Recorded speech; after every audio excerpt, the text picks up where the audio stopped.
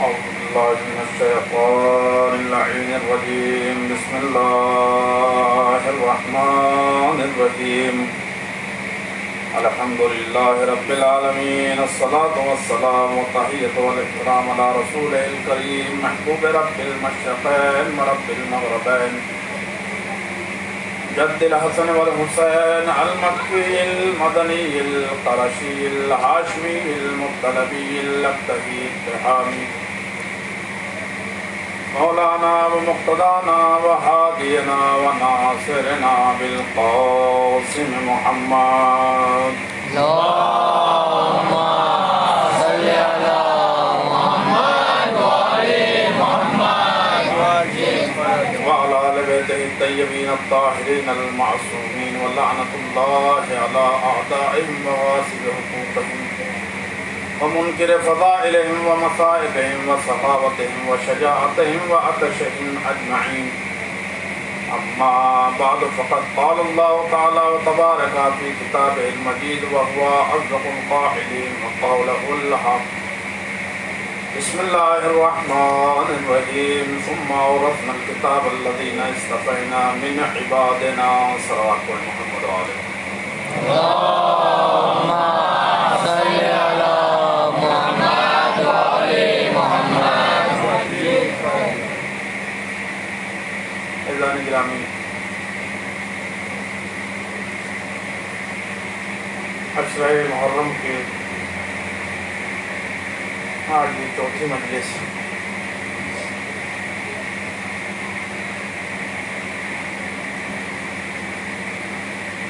کل کی مجلس میں جو حقائق، جو ریئلٹیز میں نے آپ کے سامنے پیش کی تھی،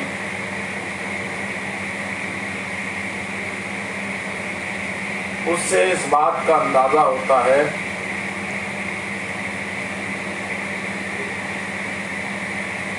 کہ پروردگار عالم کا یہ وعدہ کہ ہم نے کتاب کا وارث اپنے ان بندوں کو بنایا ہے جنہیں ہم نے اصطفیٰ کیا ہے، جنہیں ہم نے سلیکٹ کیا ہے.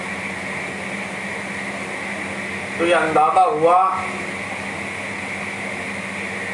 کہ جنہیں اللہ چنتا ہے وہ کائنات میں سپیریئر ہوتے ہیں، وہ کائنات میں سب سے بہتر ہوتے ہیں، اور بغیر ان کے کاروبار کائنات، نظام الہی ان کے بغیر چل نہیں سکتا.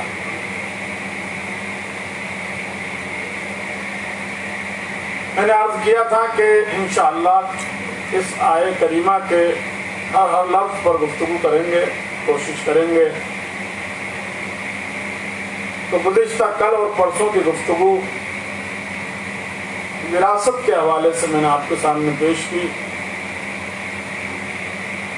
آیت کا اگلا جو لفظ ہے وہ ہے کتاب. ثم اورثنا الکتاب، الکتاب،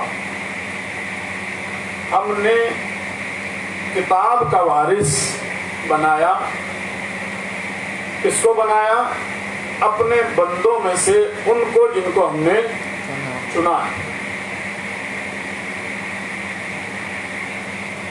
تو اب سوال یہ ہے کہ یہ جو کتاب ہے جس کی وراثت اللہ نے ایک خاص گروہ کے سپرد کی ہے، خاص گروپ کو دی ہے، یہ کتاب آخر کون سی کتاب ہے؟ آیا یہ کتاب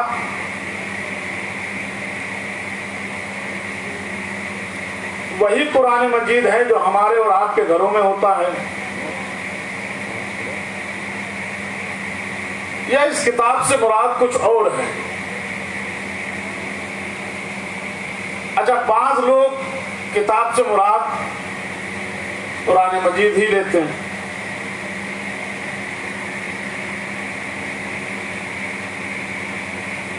چونکہ سورہ مبارکہ البقرہ کی جو ابتدائی آیت ہے الف لام میم ذالک الکتاب لا ریب فیہ، یہ وہ کتاب ہے جس میں کسی طرح کا شک و شبہ نہیں پایا جاتا. تو اکثر لوگ اور مفسرین نے لکھا ہے کہ اس کتاب سے مراد قرآن مجید، لیکن یہاں جو گفتگو ہو رہی ہے، جس وراثت کا تذکرہ اللہ کر رہا ہے کہ ہم نے اس کتاب کا وارث اپنے ان بندوں کو بنایا ہے کہ جو ہمارے چنے ہوئے ہیں۔ تو اس کتاب سے مراد قرآن ہے یا کچھ اور؟ اچھا، خود قرآن کیا ہے؟ کہ جو قرآن ہم اور آپ پڑھتے ہیں رات دن، یہ ہے کیا؟ اس کا نام قرآن کس نے رکھا؟ معنی کیا ہے اس کے؟ کیا اس کا نام رسول اللہ نے قرآن رکھا، یا اس کا نام صحابہ کرام نے قرآن رکھا، یا اس کا نام خلفائے راشدین نے رکھا، تابعین نے رکھا، تبع تابعین نے رکھا؟ آخر اس کا نام قرآن رکھا کس نے؟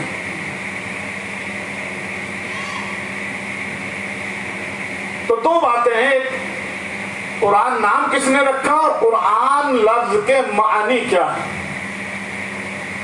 مطلب کیا ہے اس کا؟ اگر ہم کتاب سے مراد قرآن لیں تو میرے عزیزوں، آئیے ہم ادھر ادھر نہ بھٹکتے ہوئے اسی قرآن سے پوچھتے ہیں کہ اس قرآن کا نام قرآن کس نے رکھا؟ سورہ مبارکہ الیوسف دوسری آیت ارشاد ہوا انا انزلناہ قرآنا عربیا لعلکم تعقلون، کہ ہم نے اس قرآن کو جو نازل کیا وہ عربی زبان میں نازل کیا ہے، اس لیے تاکہ تم لوگ کچھ عقل کے ناخن لے سکو، اس سے کچھ عقل حاصل کر سکو۔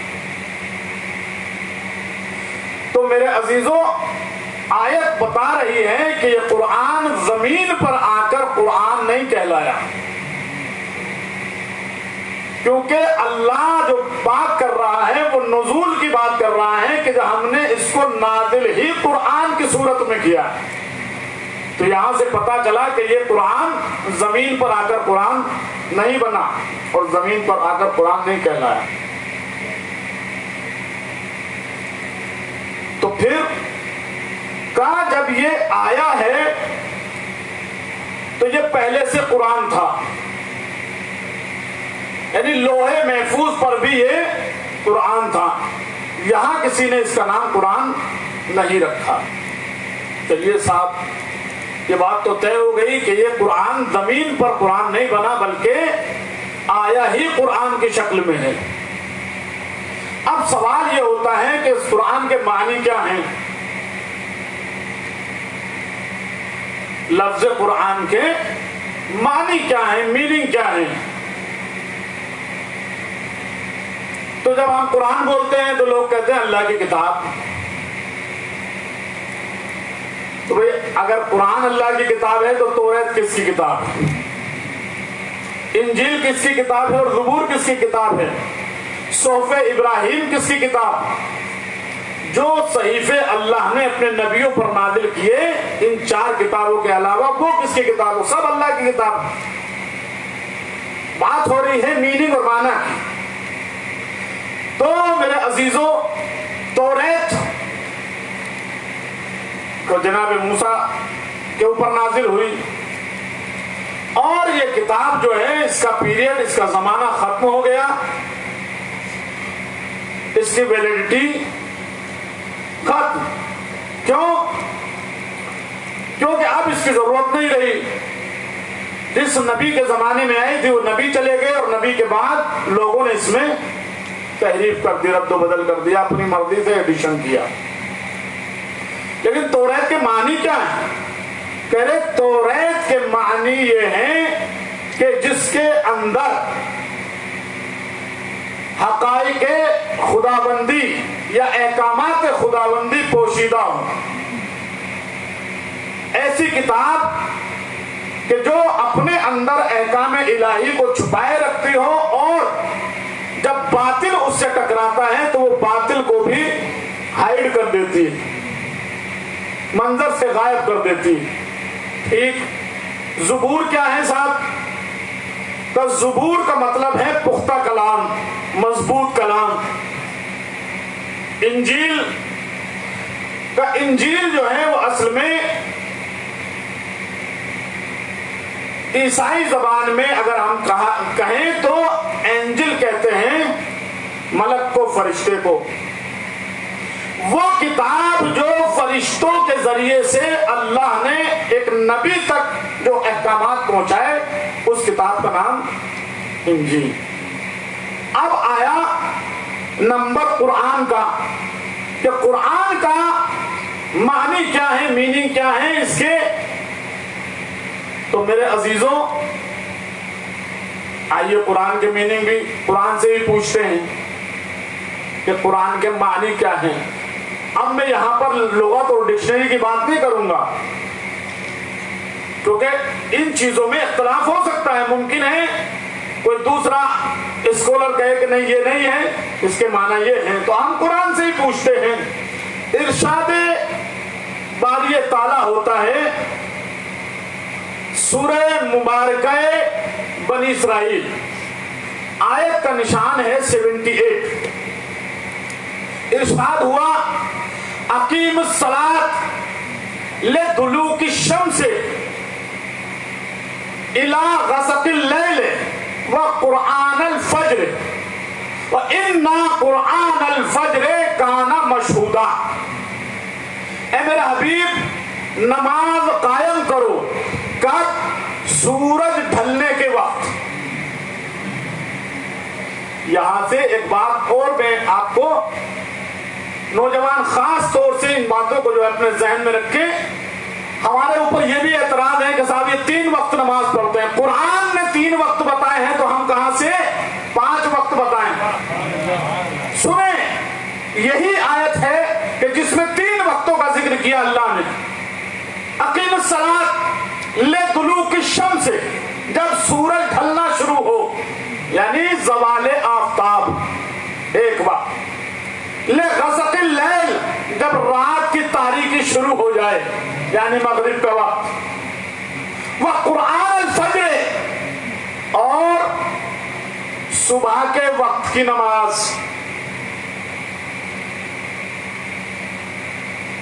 وہ پھر آگے اللہ فرماتا ہے اِنَّا قرآن الفجر کان مشہودا۔ اور میرا حبیب یاد رکھو کہ صبح کی نماز جو ہے اس کے لیے گواہ بنائے گئے ہیں۔ ہمارے یہاں بھی بزرگ کہتے ہیں بچوں کو جب نصیحتیں فرماتے ہیں کہ بیٹا صبح کی نماز جو ہے اس کی بہت زیادہ فضیلت ہے۔ کیوں فضیلت ہے؟ کہ اس کے لیے ملائکہ کو معین کیا گیا ہے کہ ہاں یہ نماز صبح پڑھنے کے لیے اٹھا تھا، وہ گواہی دیں گے، بہت زیادہ فضیلت۔ تو میرے عزیزوں، اب ہم تلاش کیا کر رہے ہیں؟ لفظ قرآن کے معنی۔ تو اللہ نے کہا والقرآن الفجر، فجر کی پڑھی ہوئی نماز۔ تو قرآن کے معنی کیا ہوئے؟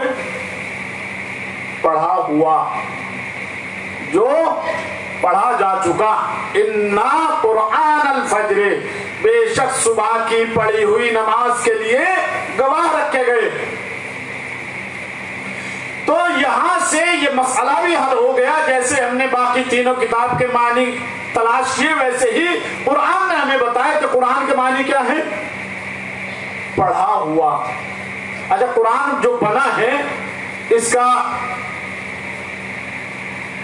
اچھا یہ الفاظ جو ہوتے ہیں ہر زبان میں ان کی فیملی ہوتی ہے، خاندان ہوتے ہیں الفاظ کے بھی۔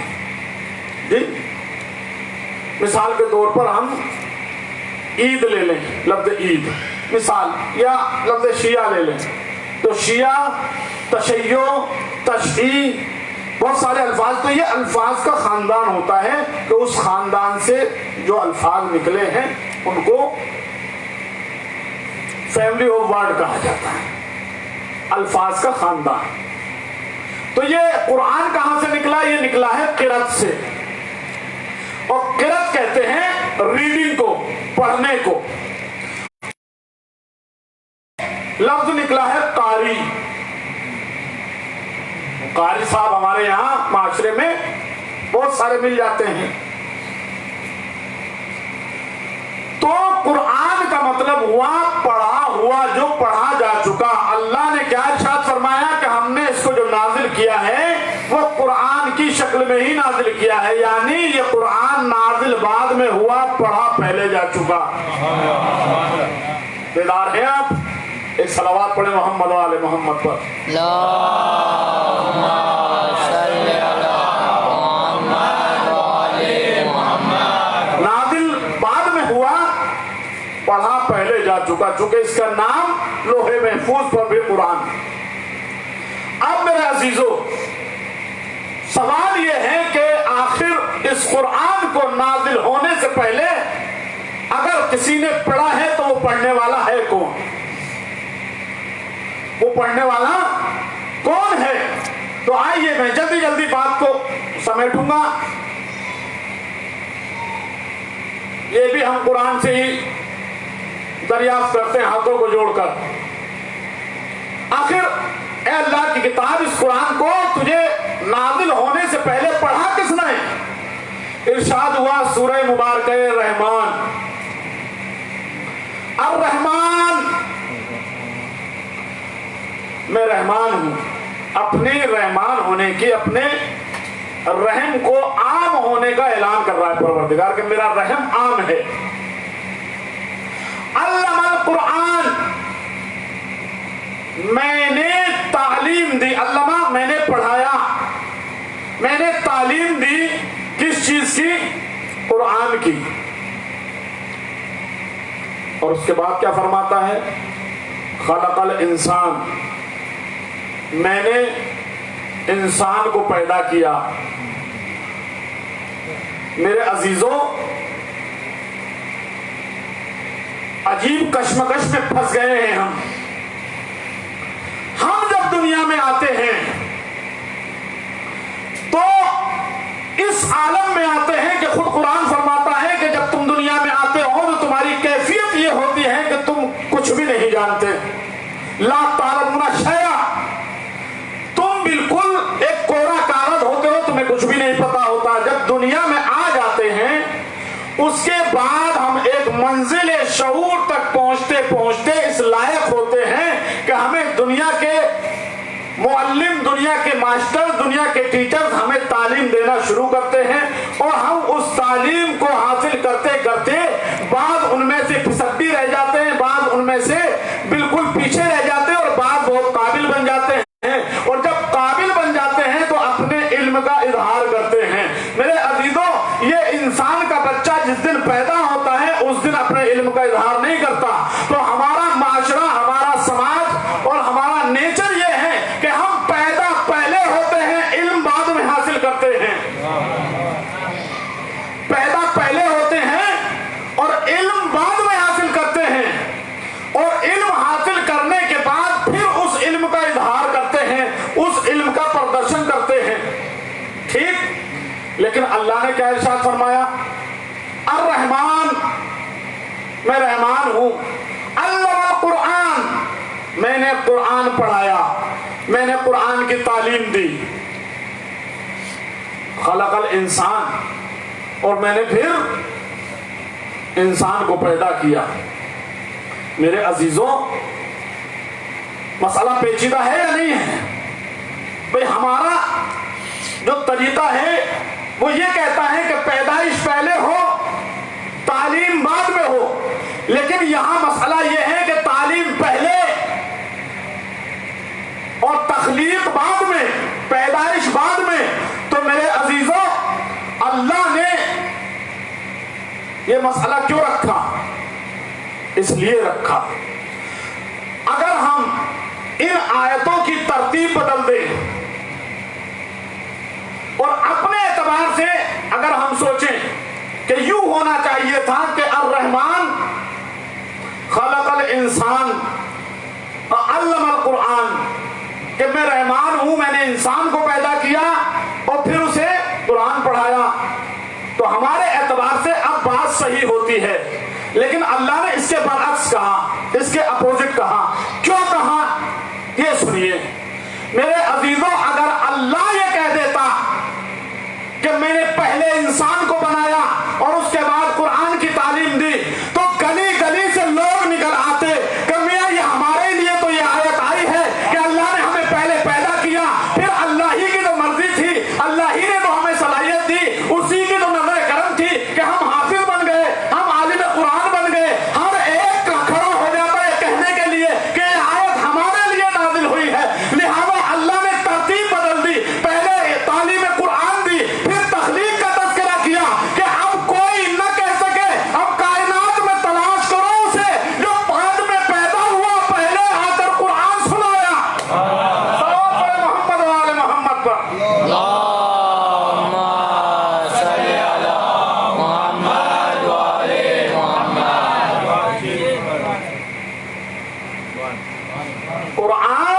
یعنی پڑا ہوا. اب ہمیں تلاش کرنا ہوگا ایسا کہ جو پیدا بعد میں ہوا پڑھا ہوا پہلے سے ہو. اور اس کے بعد کیا ہوا؟ پھر اللہ نے کہا علمہ البیان. پہلے تعلیم قرآن دی، پھر پیدا کیا، پھر اس کو بیان کرنے کی صلاحیت دی. پھر اس کو بیان کرنے کی صلاحیت دی. تو میرے عزیزوں، کائنات میں سوائے ایک ذات کے ہمیں کوئی نہیں ملتا جو اس آیت کا مصداق بن سکے کہ ابھی قرآن نازل نہیں ہوا. ابھی قرآن نازل نہیں ہوا. قرآن کے نازل ہونے میں ابھی کافی وقت پڑا ہے. کتنا؟ تقریباً 11 برس کے بعد قرآن نازل ہوا. اور وہ قرآن پہلے سنا رہے. تو کائنات میں ایک ہی ذات ہے ایسی کہ جو وہاں سے پڑھی ہوئی ہے. اللہ کی طرف سے قرآن وہ پڑھ کر آئے. اچھا، پھر یہ کوالٹیز ہیں کن لوگوں کی؟ جن کو اللہ نے اصطفیٰ کیا، جن کو اللہ نے سلیکٹ کیا، جن کو اللہ نے چنا. اور اللہ کے چناؤ کا ذکر میں نے پہلی مجلس میں بھی کیا تھا. ان اللہ اصطفیٰ آدم و نوحا. اللہ نے آدم کو بھی چنا، اللہ نے نوح کو بھی چنا. ٹھیک؟ تو جب اللہ نے آدم کو بھی چنا اور نوح کو بھی چنا، تو چننے کے بعد کیا صرف چنا اور چھوڑ دیا؟ نہیں میرے عزیزوں. آدم کے لیے اللہ نے ارشاد فرمایا انی جاعل فی الارض خلیفہ، میں زمین پر ایک خلیفہ بنانے والا ہوں. اور جب یہ خلیفہ بن کر تیار ہو گیا تو پھر اللہ نے کیا کیا؟ وَعَلَّمَ آدَمَ الْأَسْمَاءَ كُلَّهَا. اللہ نے آدم کو بھی تعلیم دی. علامہ، ابھی سورہ رحمان میں ذکر آیا تعلیم دی قرآن کی. یہاں پر کیا ہے؟ وَعَلَّمَ آدَمَ الْأَسْمَاءَ كُلَّهَا. اللہ نے جناب آدم علیہ السلام کو سارے نام کی تعلیم دی. تو بھائی قرآن کی 2 آیتیں سن چکے ہو کہ جو اللہ کے سلیکٹڈ بندے ہوتے ہیں ان کے لیے اللہ نے اپنی یہ سنت اور بتا دی ہے کہ جن کو اللہ چنتا ہے ان کو پڑھاتا بھی خود ہے. ایک صلوات پڑھے محمد آل محمد پر.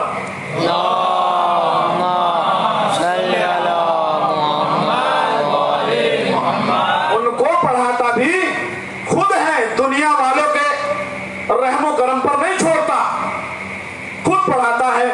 وَعَلَّمَ آدَمَ الْأَسْمَاءَ كُلَّهَا. اللہ نے سارے کے سارے نام آدم کو پڑھا دیے. کب؟ جبکہ سجدہ وغیرہ سب ہو چکا.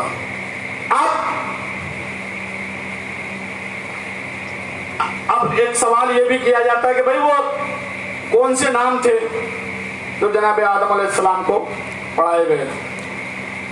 وہ ایک الگ بحث ہے. اور آل محمد سے دشمنی کی انتہا میں نہ جانے کیا کیا درخت اور جانور اور پہاڑ اور پیالی اور چائے اور ساری چیزیں اس میں لکھ دی ہیں کہ یہ سب چیزوں کے نام تھے جن کو اللہ نے آدم کو پڑھایا تھا. لکھا ہے یہ بھی کتابوں. وہ سارے نام اللہ نے جناب آدم علیہ السلام کو پڑھائے. پھر کیا ہوا؟ تو وہ نام کہتے ہیں. یہاں اسماء کا لفظ استعمال ہوا ہے تو اسماء اسم کی جمع ہے. اسم اور اسم جو ہے وہ کہتے ہیں نام کو، کسی بھی چیز کے نام کو. اگر بیدار ہو تو جملہ کہوں. नाम किसी चीज का कब होगा? पहले उसका वजूद होना चाहिए, कोई सोल होना चाहिए, उसके बाद उस चीज का नाम रखा जाता है। तो मेरे अजीजों, अल्लाह ने अस्मा की तालीम दी, अल्लाह ने नाम पढ़ाए, तो इसका मतलब यह है कि आदम से पहले कुछ लोग थे जिनके नाम पढ़ाए गए। जनाब आदम अलैहिस्सलाम को कोई वजूद थे, अल्लाह ने उनके नाम बताए। और फिर क्या हुआ? सुम्मा अरदहुम अलल मलाइका, खाली आदम को ही नहीं पढ़ाए, मलाइका के भी सामने पेश किए गए वो नाम।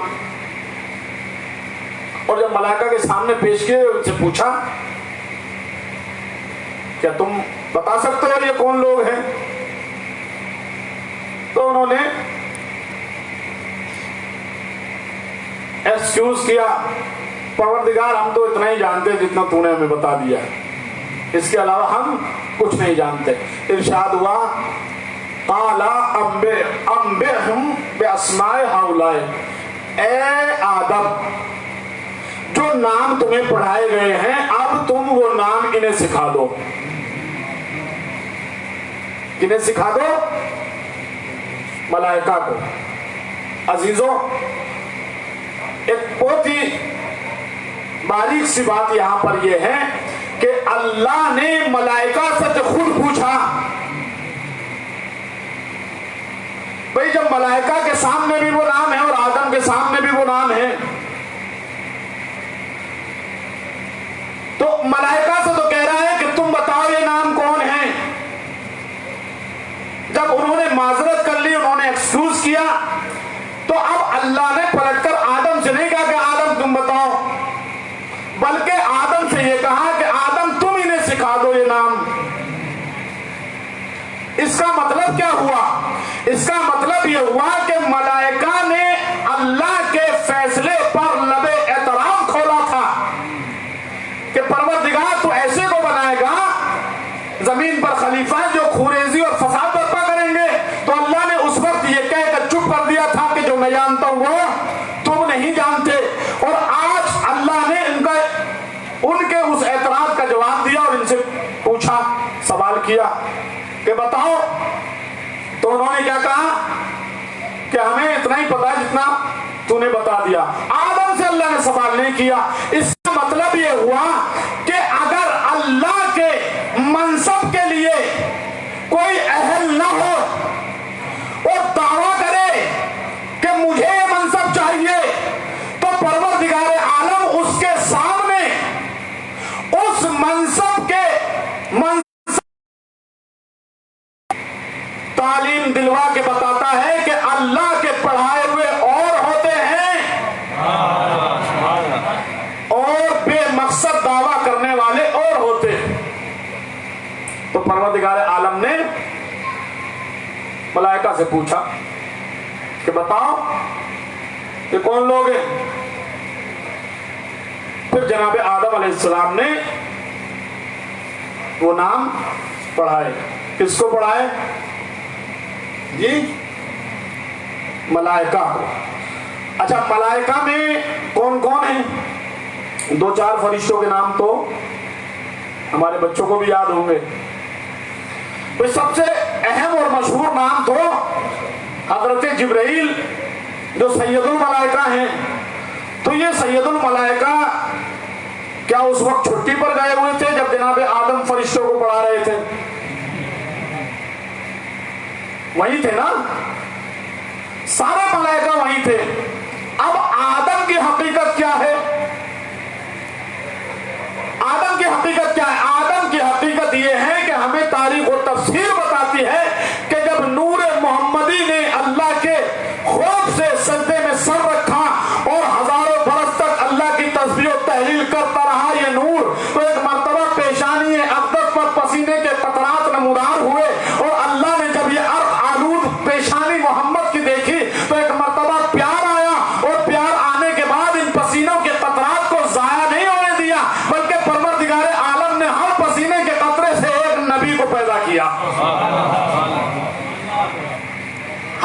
پسینے کے قطرے سے ایک نبی بنایا، تو آدم کی حیثیت اور حقیقت کیا ہے کہ یہ محمد کی پیشانی پر ابھرے ہوئے پسینے سے پیدا ہونے والا نبی، کہ جب آدم کی پیشانی سے پیدا ہونے والا نبی ہے آدم، اور آدم سے اللہ نے فرمایا کہ آدم تم ملائکہ کو پڑھاؤ،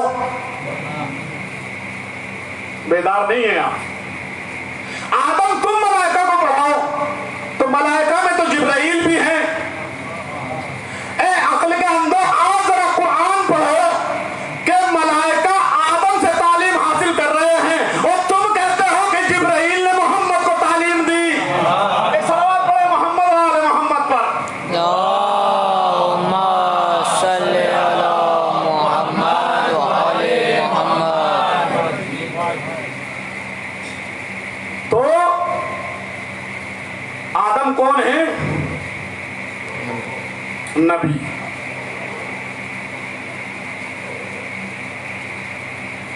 لیکن میرے عزیزو، پورے قرآن کو پڑھ جائیے آپ، جناب آدم علیہ السلام کے حوالے سے کہیں بھی نہیں ملے گا کہ اللہ نے آدم کو قرآن میں کسی جگہ پر نبی کا لفظ استعمال کیا ہو۔ پھر کا لفظ استعمال ہوا ہے خلیفہ، خلیفہ کی لفظ استعمال کیا اللہ نے، نبی کہیں نہیں کہا۔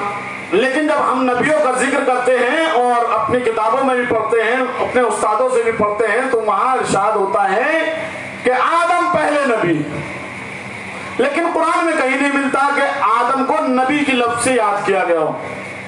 خلیفہ کہیں کہا انی جاعل فی الارض خلیفہ، کہیں کہا انی خالق بشر من الطین، میں ایک بشر بنانے والا ہوں، نبی نہیں کہا۔ یہ نہیں کہا اللہ نے انی جاعل فی الارض نبیہ، میں زمین پر ایک نبی بنانے والا ہوں، خلیفہ کہا۔ اچھا، یہ خلیفہ کا مطلب کیا ہے؟ خلیفہ بنا ہے خلف سے۔ ہمارے یہاں یو پی میں جہاں اردو زبان بہت زیادہ بولی اور سمجھی جاتی ہے، بیٹے کو کہا جاتا ہے خلف الرشید۔ تو خلف سے بنا ہے، اور خلف کے معنی ہے بعد میں آنے والا، پیچھے آنے والا۔ خلیفہ جو ہے آسان لفظوں میں کہوں تو جگہ پر بیٹھنے والا۔ اللہ نے اعلان کیا ہے آدم کے سلسلے میں کہ ہم نے ان کو خلیفہ بنایا، نبی نہیں بنایا۔ خلیفہ کہتے ہیں کسی کی جگہ پر بیٹھنے والا۔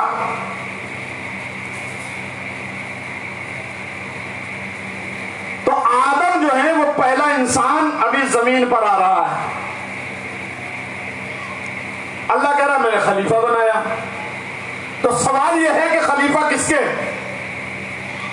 آدم علیہ السلام خلیفہ کس کے ہیں؟ یہ سوال۔ بھئی اللہ تو جسم و جسمانیت رکھتا نہیں، اگر ہم یہ کہیں کہ اللہ کے خلیفہ، تو اللہ کہیں پر بیٹھا ہوا تو ہے نہیں، اور معاذ اللہ ہمارا وہ اعلیٰ عقیدہ بھی نہیں ہے کہ تخت کے اوپر بیٹھا ہوا ہے اللہ، اور روز محشر جو ہے وہ جب جہنم کا پیٹ نہیں بھرے گا تو اللہ جو ہے وہ تخت پہ بیٹھے بیٹھے اپنے ایک پیر ڈال دے گا جہنم میں۔ ہمارا وہ عقیدہ نہیں ہے۔ تو اب خلیفہ آخر ہیں تو کس کے؟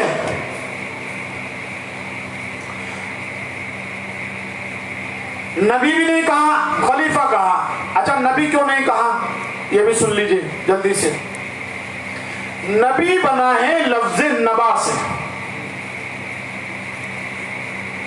قرآن مجید میں جو 30واں پارہ شروع ہوتا ہے اما یتساءلون عن النبأ العظیم، تو یہ لفظ نبی بنا ہے نبا سے. نبا کے معنی ہے خبر کے، نیوز کے. ٹھیک، تو نبی کی ڈیفینیشن کیا ہوئی، تعریف کیا ہوئی؟ نبی کی تعریف یہ ہوئی کہ نبی کہتے ہیں اللہ کے اس نمائندے کو جو اللہ کی طرف سے آ کر دنیا میں لوگوں کو خبر پہنچائے. آدم علیہ السلام کو نبی کہہ کر قرآن میں کیوں نہیں پکارا گیا؟ چونکہ آدم علیہ السلام پہلا انسان ہے اور ابھی خبر لینے والا دنیا میں کوئی ہے ہی نہیں.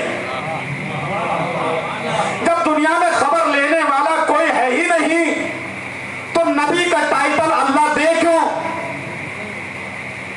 تو لہذا ٹائٹل ملا خلیفہ کا. اب خلیفہ کس کے ہیں؟ اللہ کا خلیفہ ہو نہیں سکتے. تو میرے عزیزوں، خلیفہ کے معنی یہ ہے، ڈیفینیشن یہ ہے کہ کسی کی جگہ پر بیٹھنے والا، کسی کا جانشین ہو، کسی کے بعد میں آنے والا.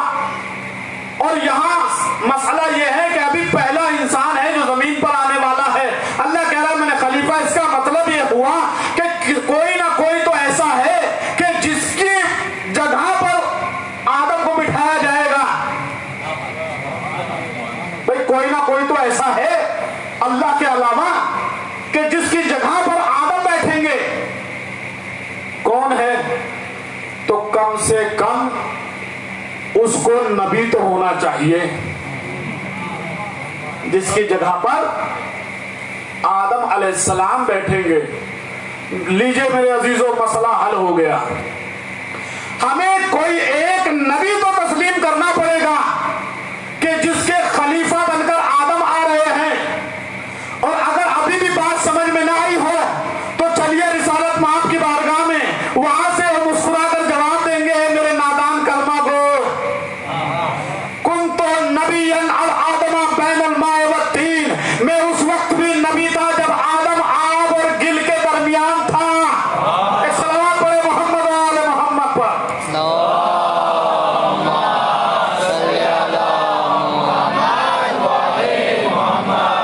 تو آدم خلیفہ کس کے بن کر آئے؟ رسول خدا کے. بس ختم ہو گئی ہماری بات. تو اللہ نے ارشاد فرمایا ثم اورثنا الکتاب الذین اصطفینا من عبادنا، ہم نے اس کتاب کا وارث اپنے ان بندوں کو بنایا جن کو ہم نے سلیکٹ کیا ہے، جن کو ہم نے چنا. عزیزوں، یہ مسئلہ خلافت جو ہے وہ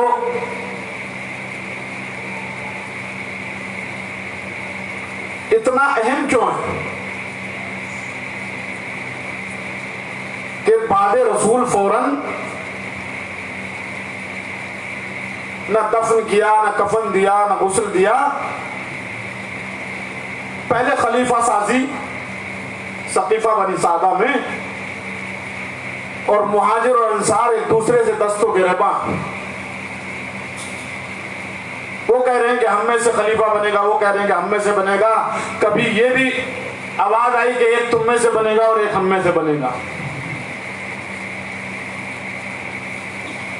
تو میرا عزیزوں، یہ اتنا مسئلہ اہم کیوں ہے؟ اگر اللہ کے نبی نے دین کے احکامات کو کامل کر دیا، اگر دین رسول کی زندگی میں مکمل ہو گیا، تب خلیفہ کی ضرورت کیا ہے؟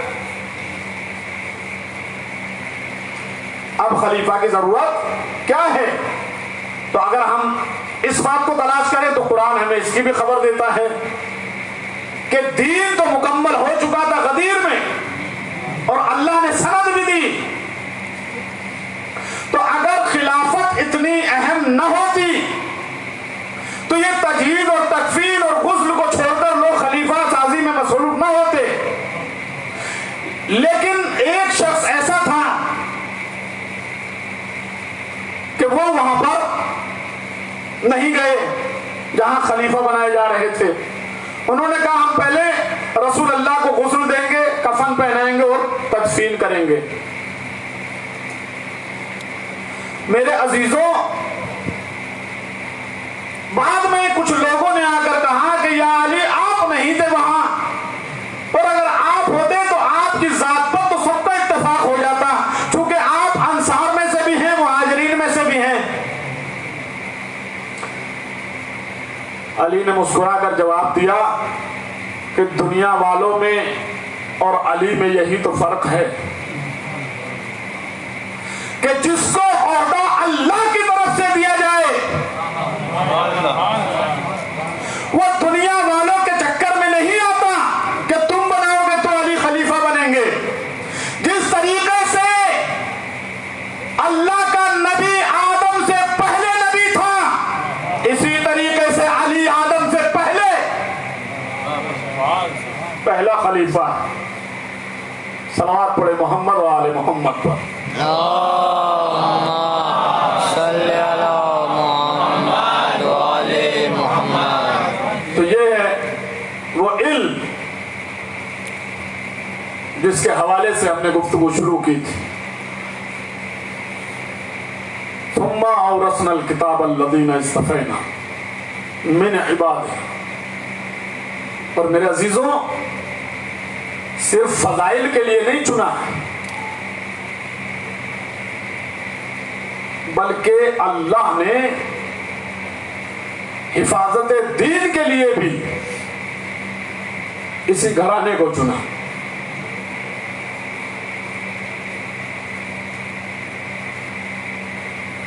چونکہ یہ گھرانہ مشکل کشا کا گھرانہ ہے نا، اب چاہے مشکل انسانوں پر آ جائے، ملائکہ پر آ جائے، جنات پر آ جائے یا دین پر آ جائے، اسی دروازے سے سب کی مشکل حل ہوئی۔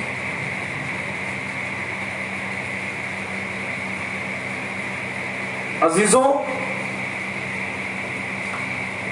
ایک شخصیت اور ہے کربلا کے میدان میں جو بڑی مشکل میں ہے۔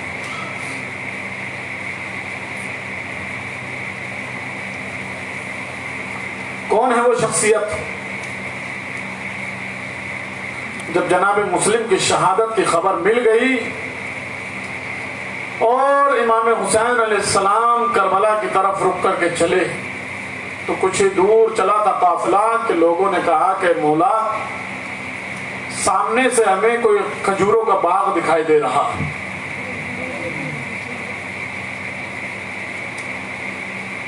کھجوروں کا باغ ہے۔ تھوڑی دور اور بڑھے تو کہا کہ مولا یہ کھجوروں کا باغ نہیں ہے، بلکہ کوئی لشکر آ رہا ہے جس کے نیزے بلند ہیں،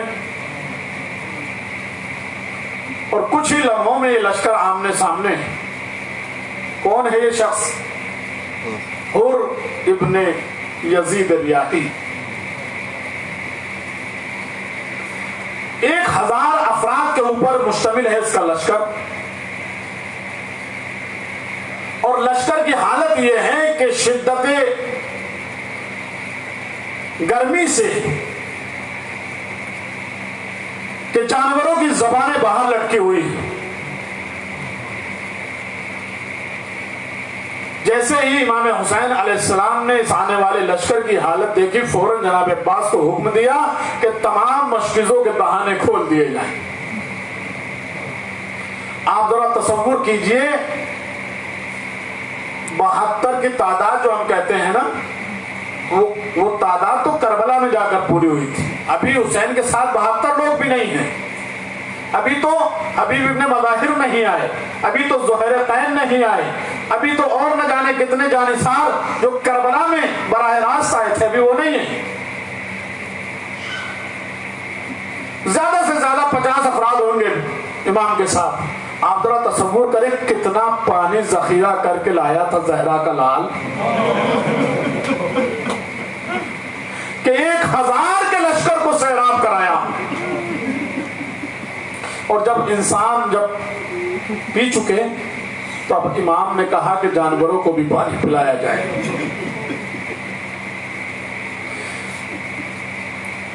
اس فوج کے سپاہیوں میں سے ایک سپاہی بیان کرتا ہے،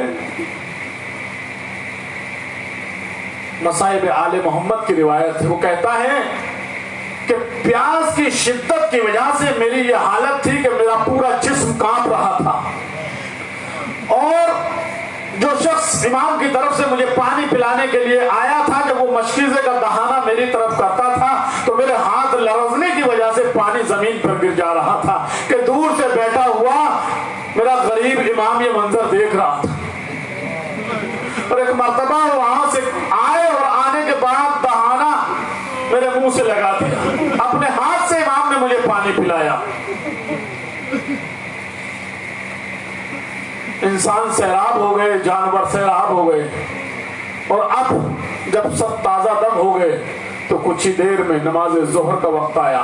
امام نے ایک مرتبہ فرمایا کہ حر جا تو اپنے ساتھیوں کے ساتھ نماز پڑھ لے اور میں اپنے ساتھیوں کے ساتھ نماز پڑھ لوں۔ اللہ نے امام کی حکمت، شاید یہ جملہ بھی امام نے دنیا والوں کو حر کی نیت پہچاننے کے لیے کہا تھا کہ تاکہ دنیا حر کی نیت پہچان لے۔ جانتے حر نے پلٹ کر جواب کیا دیا؟ فرزند رسول کیا یہ ممکن ہے کہ آپ کی موجودگی میں نماز کی قیادت کروں؟ آپ کے ساتھ نماز پڑھیں گے۔ نماز تمام ہوئی، اور نماز تمام ہونے کے بعد ایک مرتبہ امام حسین علیہ السلام نے حکم دیا کہ ہماریوں کو تیار کیا جائے، کوچ کا وقت ہو گیا۔ امام بھی اپنے رہبار پر سوار ہوئے، اور جیسے ہی سوار ہو کر آگے بڑھنا چاہتے تھے ایک مرتبہ حر گھوڑے کے سامنے آ کر کھڑا ہو گیا، اور بعض روایتوں میں لکھا ہے کہ گھوڑے کی لجام کو پکڑ لیا۔ یہ کتنی بڑی بے عزتی تھی اور کتنی بڑی بات کی تھی حر نے۔ عام بچوں کے لیے میں عام اور آسان زبان میں اگر سمجھاؤں تو ایسے سمجھ لیجئے جیسے آپ کی گاڑی سے کوئی چابی نکال لے اور آپ کو آگے نہ جانے دے۔ یہ گستاخی کی تھی زہرا کے لال کے ساتھ کس نے؟ حر نے۔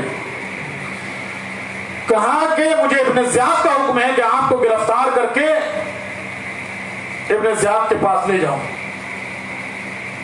امام نے جملہ کہا، حر تیری ماں تیرے غم میں بیٹھ، حر تیری ماں تیرے غم میں روئے۔ اللہ رض گیا حر، اور ایک مرتبہ ہاتھوں کو جوڑ کر کہتا ہے کہ اے حسین، اگر آپ کے علاوہ یہ جملہ کسی اور نے کہا ہوگا تو میں بھی پلٹ کے اسے یہی جملہ کہتا، لیکن میں کیا کروں کہ آپ کی ماں کے اوپر میں سوائے درود کے اور کچھ نہیں کہہ سکتا۔ اور شاید امام نے جملہ حر کو کہا ہی اس لیے تھا تاکہ اس کو احساس ہو جائے کہ میں کس کا سامنا کر رہا ہوں، اس کی ماں کون ہے، اس کا باپ کون ہے۔ ہاں عزیزو، حر کربلا لے آیا امام حسین کو، اور جب شب عاشور آئی ہے نا تو حالات دیکھ کر ایک مرتبہ حر پسر سعد کے خیمے میں گئے اور جا کر کہا کہ عمر سعد کیا ارادہ ہے، کل کیا ہونے والا ہے؟ کہا حر کل ایسی جنگ ہوگی کہ سر کٹ کٹ کے گریں گے، بازو کٹ کٹ کے گریں گے، تلواریں چلیں گی، نیزے ابھالے چلیں گے، سر و سینہ پیٹ کے رہو میرے عزیزو۔ اللہ جانے اگلے سال کون ہو تو اس غم میں بیٹھے۔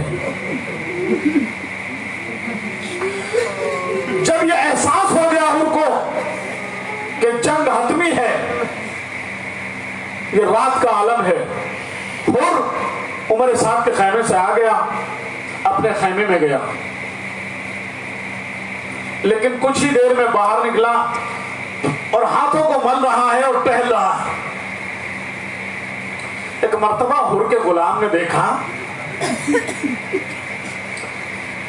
کہ میرے آقا کا چہرہ بدلا ہوا ہے، رنگ تبدیل ہے، اور آج سے پہلے ایسی کیفیت کبھی نہ دیکھی۔ ایک مرتبہ دوڑ کر قریب آیا، کہا آقا آپ کی کیفیت کیا ہے؟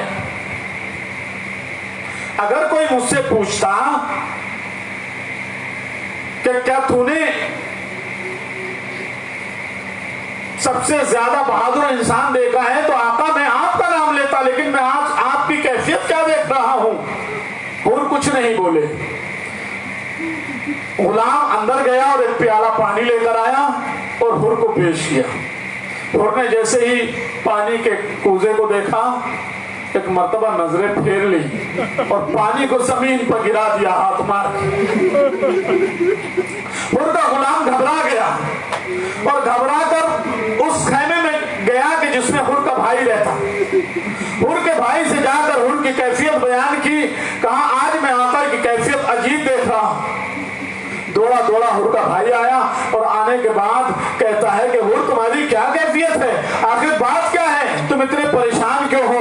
حور نے اپنے بھائی سے کوئی گفتگو نہیں کی, اپنے بھائی کا ہاتھ پکڑا اور ایک لمبا چکر کاٹ کر خیام حسینی کے پیچھے لے کر آیا. اور خیام حسینی سے جب نزدیک آیا تو اپنے بھائی سے حور کہتے ہیں کہ بھائی تم مجھ سے پوچھ رہے تھے کہ کیا پریشانی ہے, کیا بات ہے, ذرا ان خیموں سے کان لگا کر تو سنو کیا آوازیں آ رہی ہیں. ایک مرتبہ حور کا بھائی کہتا ہے کہ بھیا حور, ارے خیام حسینی سے چھوٹے چھوٹے بچوں کی آوازیں آ رہی ہیں. العطاش العطاش العطاش, ہائے پیاس ہائے پیاس ہائے پیاس. ایک مرتبہ حور کہتا ہے بھائی ارے تم جاننا چاہتے ہو کہ میں پریشان کیوں ہوں, ارے ان بچوں کے اس حالت کا ذمہ دار میں ہی تو ہوں. دونوں بھائی واپس آئے اور آنے کے بعد ایک مرتبہ حور خیمے میں گئے اور کچھ دیر کے بعد ایک فیصلہ کر کر چمکتے ہوئے چہرے سے اپنے خیمے سے باہر نکلے. باہر حور کا بھائی بھی موجود ہے اور حور کا بیٹا بھی آ گیا ہے, حور کا غلام بھی ہے. ایک مرتبہ حور نے خیام حسینی کی طرف دیکھا اور بڑی پر امید نظروں سے دیکھا. ایک مرتبہ بیٹے نے پوچھا بابا کیا ارادہ ہے. کہا بیٹا جنت کا راستہ دکھائی دے رہا ہے.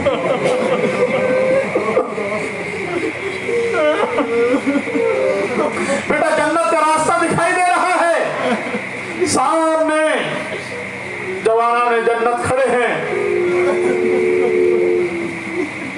سردار کھڑے ہیں. بابا کیا آپ حسین کی جانب جانا چاہتے ہیں. ہاں میرے لال. کہا بابا میں بھی چلوں گا. بھائی نے کہا بھیا حور میں بھی چلوں گا. جب یہ تینوں لوگ ارادہ ظاہر کر چکے تو ایک مرتبہ حور کا غلام جو ہاتھ جوڑ کر کھڑا ہوا تھا, حور نے اس کی طرف دیکھا, کہا کہ میں نے تجھے آزاد کیا, تو نے میری بڑی خدمتیں کی. ایک مرتبہ ہاتھوں کو جوڑ کر آگے بڑھا اور آگے بڑھ کے کہتا ہے آقا ارے جب تک جہنم کے راستے پر تھے تو مجھ سے خدمت لیتے رہے, آج جب جنت کی طرف جا رہے ہیں تو مجھے آزاد کر رہے ہیں. آقا میں آپ کا دامن ہرگز نہ چھوڑوں گا, آپ کے ساتھ جاؤں گا. اچھا ٹھیک ہے. اب یہ چھوٹا سا قافلہ چلا خیام حسینی کی طرف. ہاں عزیزوں, حور کے بیٹے کا نام ہے علی ابن حور, بھائی کا نام ہے مصعب ابن یزید ریاحی. ادھر یہ چھوٹا سا قافلہ حسین کے قافلے کی طرف چلا. دیکھیں بہت آہستہ آہستہ اس لیے پڑھ رہا ہوں کہ جن کی دعائیں قبول نہ ہوتی ہوں تو وہ دعائیں اپنے ذہن میں لے آئے, کیونکہ روایات میں ہے کہ فرش عذاب پر بیٹھ کر جب امام کے مسائل بیان کیے جائیں اس وقت دعا مانگو, یقیناً دعائیں پوری ہوں گی. اور عزیزوں یہ قافلہ چلا. ایک مرتبہ بیٹے نے ایک عجیب جملہ کہا بابا سے. کہا بابا آپ کے چہرے پر ایک بے چینی دیکھ رہا. کہا میرے لال بے چینی اس بات کی ہے کہ میں کن آنکھوں سے حسین کا سامنا کروں گا. اگر میں حسین کے ساتھ زور زبردستی نہ کرتا تو آج حسین کے بچے اس حالت کو نہ پہنچتے. میرے لال ایک کام کرو, میرے آنکھوں پر پٹی باندھ دو اور میرے ہاتھوں کو ایسے جکڑ دو جیسے کوئی گناہگار حاکم کے سامنے پیش کیا جاتا ہے. حور کے बेटे ने आंखों पर पट्टी बांधी, हाथों में रिस्मान बांधी, रस्सी बांधी, और अब हुर अपने बेटे के जरिए से रास्ता पूछता हुआ आगे बढ़ रहा है। इधर से ये काफिला बढ़ा, उधर से गरीब ज़हरा ने आवाज देना शुरू की, अब्बास, बेटा अली अकबर, ए जॉन, अरे आगे बढ़ो, मेरा मेहमान आ रहा है। हाँ अजीजों, इधर से ये काफिला, उधर से ये काफिला। अभी थोड़ी ही दूर और बढ़े थे कि एक मर्तबा बेटे ने नारे तकबीर बुलंद किया, अल्लाह अकबर। बेटा, यकीनन जाते खुदा लायक बुजुर्गी है, अल्लाह की जात यकीनन बुजुर्ग है, लेकिन मेरे लाल इस वक्त तकबीर कहने की वजह क्या है? कहा बाबा, हमारे इस्तकबाल के लिए मौला हुसैन का गुलाम जॉन चला रहा है। अच्छा बेटा, कुछ दूर और आगे बढ़े तो एक मर्तबा हुर के बेटे ने 2 तकबीरें कही, अल्लाह अकबर, अल्लाह अकबर। मेरे लाल, यकीनन अल्लाह बुजुर्ग है, लेकिन अब क्या हुआ? अब क्यों तकबीर कही? कहा बाबा, ए बाबा, कमरे बनी हाशिम हमारे इस्तकबाल के लिए आ रहे हैं। अभी कुछ दूर आगे बढ़े थे कि एक मर्तबा हुर के बेटे ने फिर 3 तकबीरें कही, अल्लाह अकबर, अल्लाह अकबर, अल्लाह अकबर। मेरे लाल, अब कौन आया था? हम शबी है पैगंबर, अरे जनाब अली अकबर हमारे आप तरफ बढ़ रहे हैं। आदि दो, अरे कुछ दूर और हुर आगे बढ़ा। अब हुर का बेटा है एक जो रुकता ही नहीं, तकबीर पर तकबीर कहता जाता है, अल्लाह अकबर, अल्लाह अकबर, अल्लाह अकबर। घबरा के हुर ने बेटे का हाथ पकड़ा। मेरे लाल, अब क्या हुआ? ए बाबा, खुद मौला हुसैन हमारे इस्तकबाल को आ रहे हैं। बस इतना सुना, अरे हुर ने अपने आप को जमीन पर गिराया, और जमीन पर गिराने के बाद अरे पानियों के बल आगे बढ़ना शुरू किया। मेरे लाल, मुझे मेरे मौला के कदमों की नुमाइंदगी कर। एक मर्तबा हुसैन के नजदीक पहुंचा, अपना चेहरा इमाम के कदमों पर रखा, नाले में मुबारक से हुर ने अपने चेहरा मलना शुरू किया। हाँ अजीजों,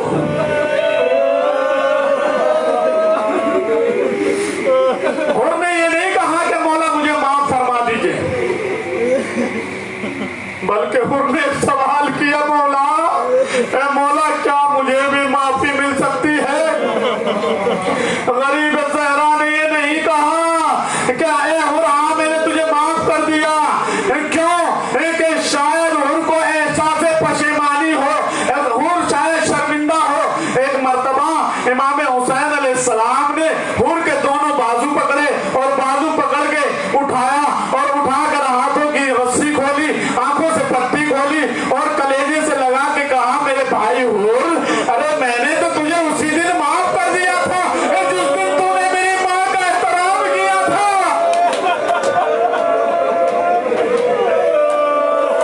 हुर, मैंने तुझे उसी दिन माफ कर दिया था जिस दिन तू मेरी माँ का एहतराम बदलाया था। एक मर्तबा एक जुमला कहते हैं, हुर कहा, मौला, ए मौला, जिस दिन मैंने आपका रास्ता रोका था, एक महमिल से किसी बीबी के रोने की सजा भी बुलंद हुई थी। ए मौला, आपने तो माफ कर दिया। मौला, क्या उस बीबी ने भी मुझे माफ किया या नहीं? इधर हुर ने सवाल किया, उधर खाने का पर्दा उठा, फिजा बाहर निकली। कहा, हुर, अली की बेटी तुझे सलाम कहती है।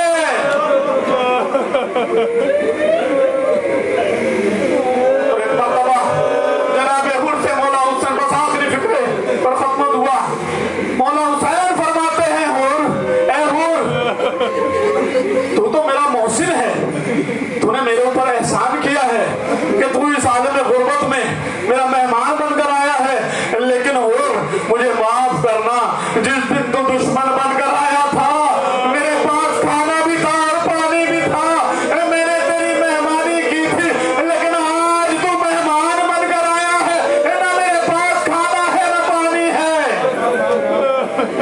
मौला, ए मौला, बस और शर्मिंदा ना कीजिए, बस پہلے میدان کاردار میں جاؤں. ہاں دیدو امام نے اجازت دی, لیکن حر سے پہلے حر کا بیٹا میدان میں گیا. نام کیا ہے؟ علی ابن حر. 25 سال کا جوان حر کا بیٹا آیا کہاں سے ہے؟ دوسرے لشکر سے, جہاں کھانا بھی تھا, پانی بھی تھا, سیر و سیراب ہے. ایک مرتبہ یہ جوان میدان میں پہنچا اور جانے کے بعد دلیرانہ وار کیے اور کئی دشمنوں کو فنار کرنے کے بعد جب نرغے آدھا میں گھرا تو ایک مرتبہ کسی نے نیزہ مارا اور حر کا بیٹا زمین کربلا پر گرا. ایک مرتبہ اپنے باپ کو آواز دی. میرے عزیزوں سنا ہے ایک مرتبہ حر کسی باز کی طریقے سے اپنے بیٹے کی طرف جھپٹا, لیکن جتنی بھی تیزی سے گیا, لیکن جانے کے بعد کیا دیکھا کہ حر سے پہلے امام حر کے بیٹے کے لاشے پر ہے اور حر کے بیٹے کا سر اپنے زانوں پر رکھا ہوا ہے. ایک مرتبہ ہاتھوں کو جوڑ کر حر کہتا ہے مولا, اے مولا میں آپ کا غلام, میرا بیٹا آپ کا غلام دادا. ارے کہیں غلام زادے بھی آقا کی آغوش میں سر رکھتے ہیں, اس کا سر اپنی آغوش سے ہٹا لیجیے. اور ایک مرتبہ چاہتا ہے حر کہ اپنے بیٹے کے لاشے کو اٹھائے. ایک مرتبہ امام نے روک دیا, اے ہو ارے کہیں بوڑھا باپ ارے جوان کے لاشے کو اٹھاتا ہے. عزیزوں میں کروں گا اے مولا, ارے ابھی ظہر کے بعد علی اکبر ہوں گے, جو زمین کربلا پر ایڑیاں لگاتے ہوں گے, آپ لاشا اٹھائیں گے, لاشا نہ اٹھ سکے گا.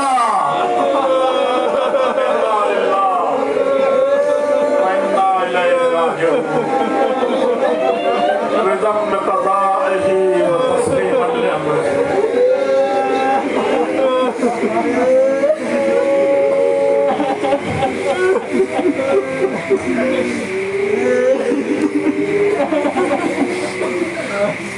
ماتنا حسین.